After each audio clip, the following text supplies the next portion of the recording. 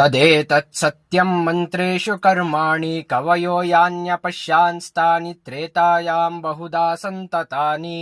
तान्याचरता नियतं सत्यकामा येषा वः पन्ताः सुकृतस्य लोके यदा लेलायते ह्यर्चिः समिद्धे हव्यवाहने तदाज्या भागावन्तरेण आहुतिः प्रतिपादयेत् यस्याग्निहोत्रम् अदर्श पौर्णमासम् अचातुर्मास्यम् अनाघ्रयणम् अतिथिवर्जितम् च अहुतम् अवैश्वदेवमविधिनाहुतम् सप्तमांस्तस्य लोकान् हिनस्ति काली कराली च मनोजवाचा सुलोहिता या च सुधूम्रवर्णा स्फुलिङ्गिनी विश्वरुची च देवी लेलायमाना इति सप्त जिह्वाः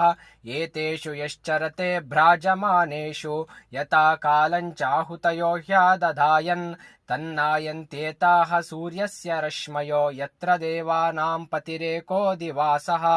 ये ह्येहीति तमाहुतयः सुवर्चसः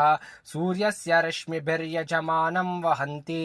प्रियां वाचामभिवदन्त्योर्चयन्त्या येषा वः पुण्यः सुकृतो ब्रह्मलोकः प्लवाह्येते अधृढा यज्ञरूपा अष्टादशोक्तमवरं येषु कर्म एतच्छ्रेयो येऽभिनन्दन्ति मूढा जरामृत्युन्ते पुनरेवापि यान्ति अविद्यायामन्तरे वर्तमानाः स्वयं धीराः पण्डितं मन्यमानाः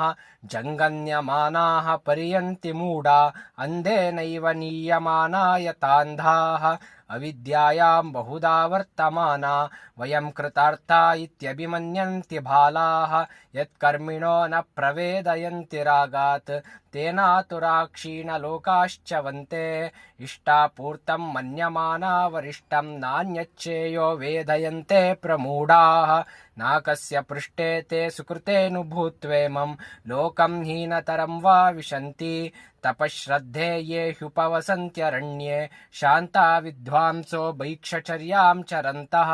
सूर्यद्वारेण ते विरजाः प्रयान्ति यत्रामृतः स पुरुषो ह्यव्ययात्मा परीक्ष्य लोकान् कर्मचितान् ब्राह्मणो निर्वेदमायान्नास्त्यकृतः कृतेन